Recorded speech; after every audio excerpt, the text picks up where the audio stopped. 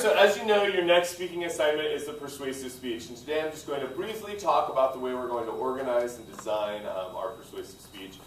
Not to worry, the persuasive speech is designed in much the same way that the informative speech was. It's still a 5 major point speech, including an introduction and conclusion.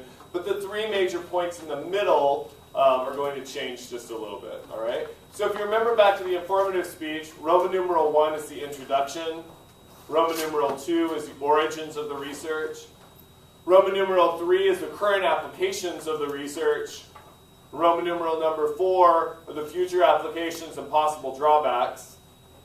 And Roman numeral number 5 is the conclusion. In the persuasive speech, Roman numeral number 1 is still the introduction.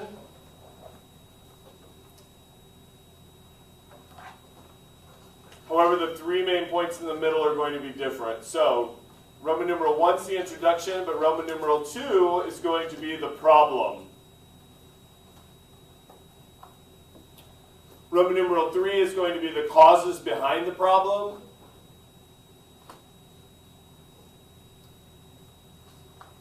Roman numeral number 4 is going to be the solutions.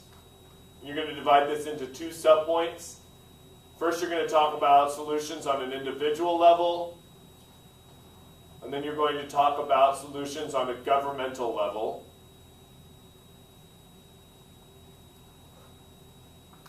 Roman numeral number 5 is going to be the conclusion. All right, so now that we understand the basic organizational strategy of the speech, I'm going to go back through and go into a little bit more detail to what you're going to do in each one of those points. Okay, first off, the introduction, you're going to start with an attention-getting device. Remember, in a persuasive speech, you want to find the most shocking, dramatic, sad story that you can possibly find about one individual person. Okay? So I'm going to use a drinking and driving speech as an example here today just because it's simple, right? So you might start off with a story about maybe a child, maybe a 5 or 6-year-old kid who was walking to school one day, when out of nowhere a drunk driver comes around the corner, unfortunately hits this child, and this child passes away. Okay? One dramatic story, the most shocking, dramatic story you can ever possibly imagine. Okay? Once you're done with that, you're going to have a statement that takes it from specific to broad. You're going to say something to the effect of, but sadly, little John Doe, who was killed by a drunk driver, is not alone. Then you're going to insert a source with a statistic. According to the Los Angeles Times, January 3rd, 2008, over 3 million people die as a result of drinking-related accidents in the United States alone every year. Okay? Might also say something to the effect of, but this is not an isolated incident. But this is not unique, right? All of these different things. You want people to understand that it's not just one person that this happened to, that's happening to lots of people. And it's affecting large numbers of people. So right after you have the attention-getting story, you want to have that statement that takes it from specific to broad, and you need to have a source citation in there with the statistic, the number of people that are being affected by this problem every year. Next, you're going to have a thesis statement. Today I'm going to persuade you as to why we need to do more to stop drinking and driving. And then just like in the informative speech, you're going to have a preview. By first, looking at the problems associated with drinking and driving. Second, looking at the causes behind the problem. And finally, looking at solutions on both a governmental and an individual level. So that's the introduction. Remember, you do the introduction in the center of the room. The next thing we're going to do is we're going to move over to the problem, and we're going to identify the problem. But remember, we're going to take 3 full steps to the right-hand side of the room to explain the problem. All right?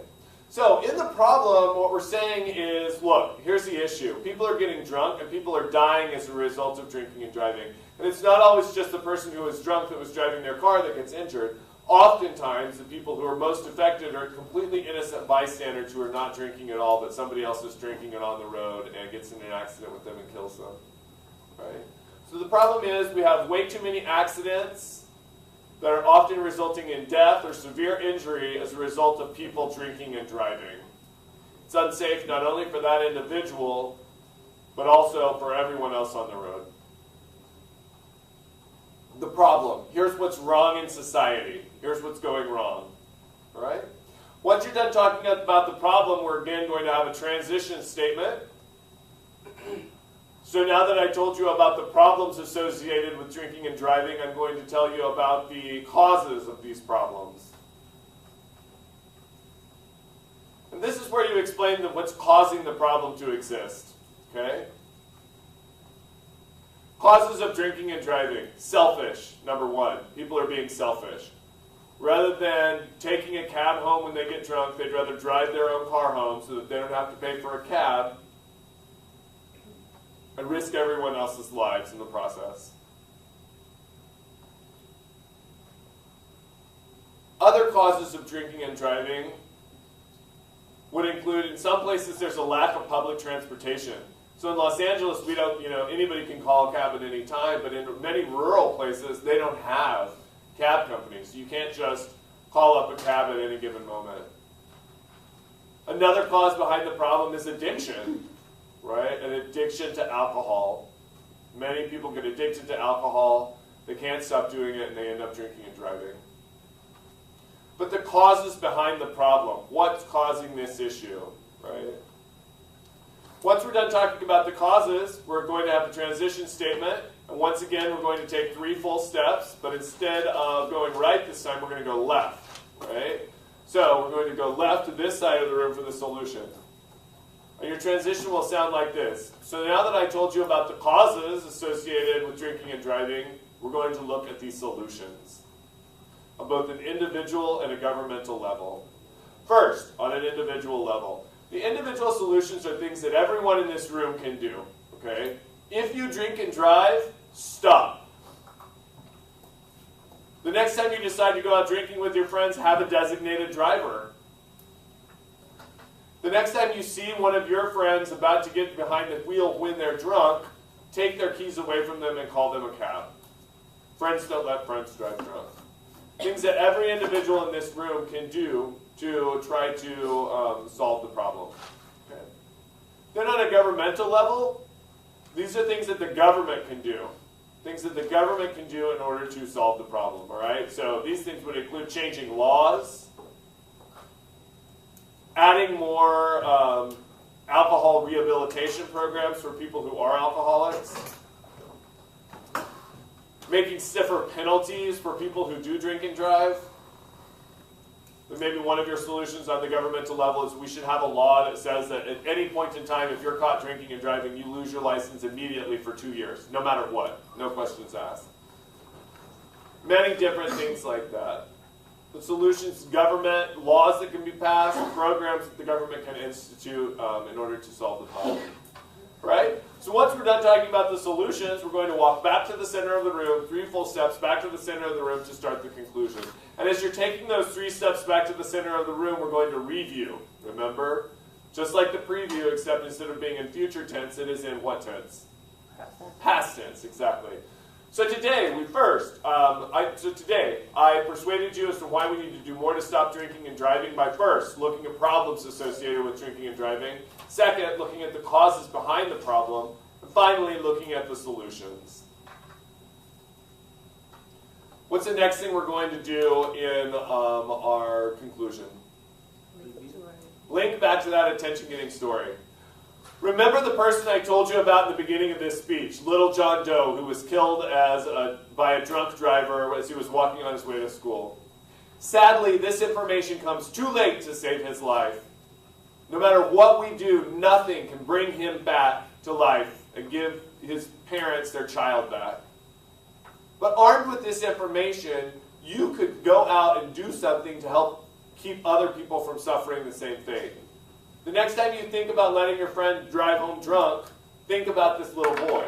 And realize that there could be a child just around the corner, that someone else could die as a result of your friend driving drunk. Or your friend could drive or die as a result of driving drunk. So sadly, this information comes too late to save that person's life, but you can do something about it, okay? In the persuasive speech, which has not been in the other speeches, the next thing we're going to have is a call to action.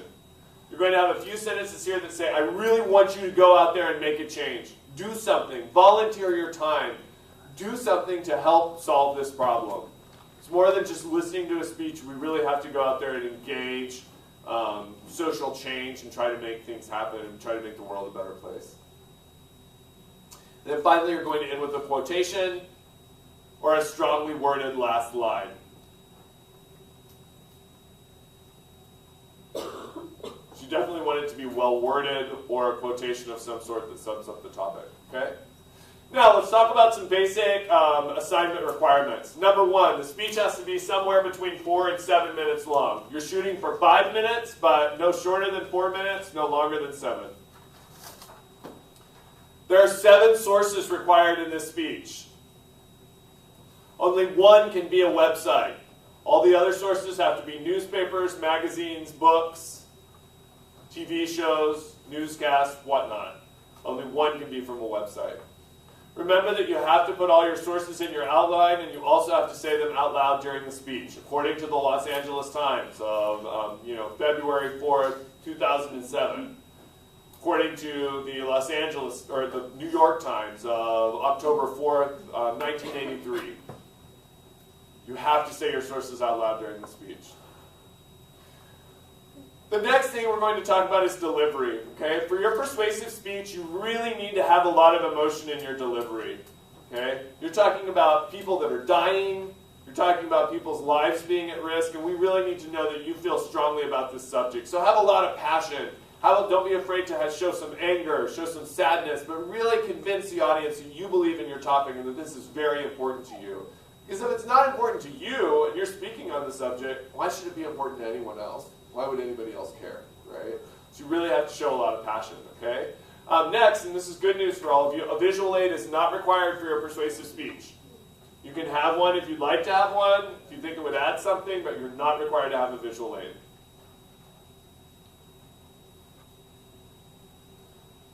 Obviously, the other main thing is it's very important to dress up. Look nice, increase your credibility. Make sure that the audience knows that you're credible on the subject that you're speaking about. So you definitely want to dress up and look professional on your speech day. Are there other questions or concerns? Go ahead. The outline should be 2 pages long? The outline should be a minimum of 2 pages long. Same basic outline that you did for the informative, you just have to change the 3 main points. So, problem, cause, solution are the 3 main points, aside from the introduction and conclusion. All right. Other questions? No. All right, I'm looking forward to all the persuasive speeches we'll be seeing, and good luck working on your assignment. If you have any questions or concerns, please email me. I'll be happy to help you out in any way possible.